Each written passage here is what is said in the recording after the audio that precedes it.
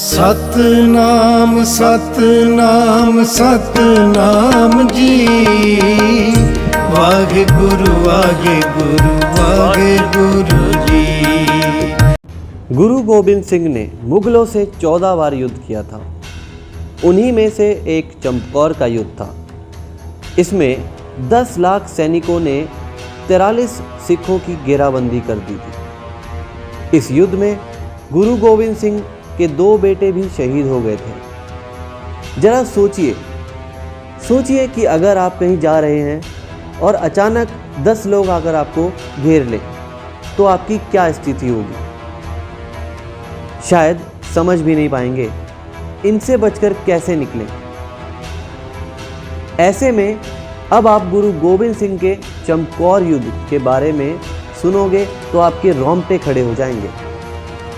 ये युद्ध 1704 में हुआ था, जब गुरु गोविंद सिंह के नेतृत्व में उनके 2 बेटे और 40 सिखों यानी कुल 43 लोगों ने मिलकर 10 लाख सैनिकों की मुगल सेना को खत्म कर दिया था।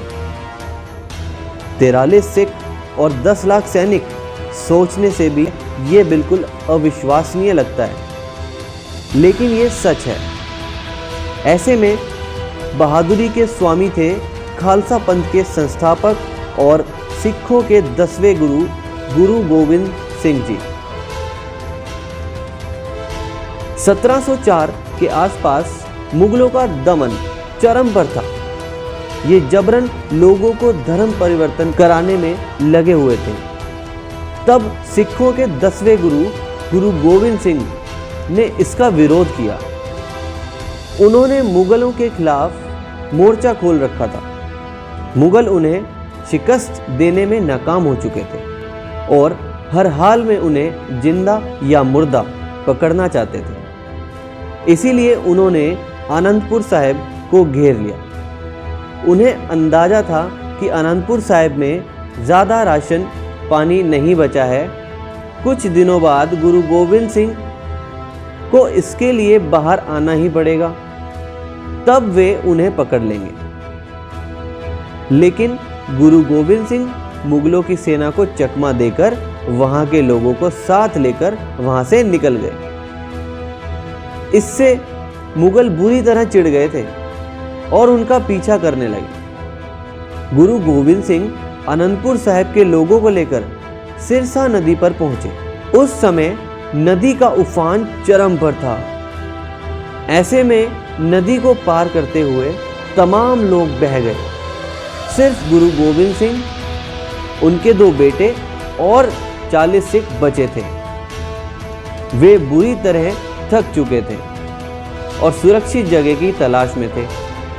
इसी दौरान वे चमकौर पहुंचे और वहां कच्ची हवेली में गुरु गोविंद सिंह और अन्य सिखों को वहां के लोगों ने रुकने के लिए कहा। जब नदी में पानी का बहाव कम हुआ तो 10 लाख सैनिकों के साथ मुगल सेना हवेली की घेराबंदी करने पहुंच गए और गुरु गोविंद सिंह को आत्मसमर्पण करने के लिए कहा। मुगलों को यकीन था कि अब गुरु गोविंद सिंह चाहकर भी इतनी बड़ी सेना को शिकस्त नहीं दे सकते, लेकिन गुरुजी को घुटने टेकना मंजूर नहीं था। उन्होंने साथियों को छोटे छोटे समूह में बांट दिया। जब मुगलों ने उन्हें ललकारा तो गुरु गोविंद सिंह ने सिखों के समूह को एक एक करके तलवार, भालों और तीरों के साथ वहां भेजा।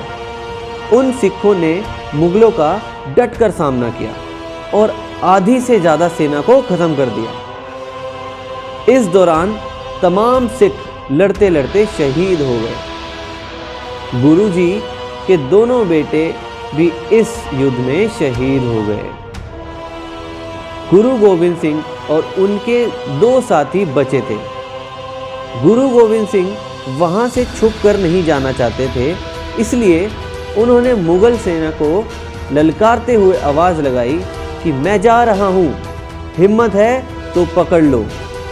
इस दौरान उन्होंने दुश्मन सेना के उन सैनिकों को मार गिराया जो मशाल लेकर खड़े थे।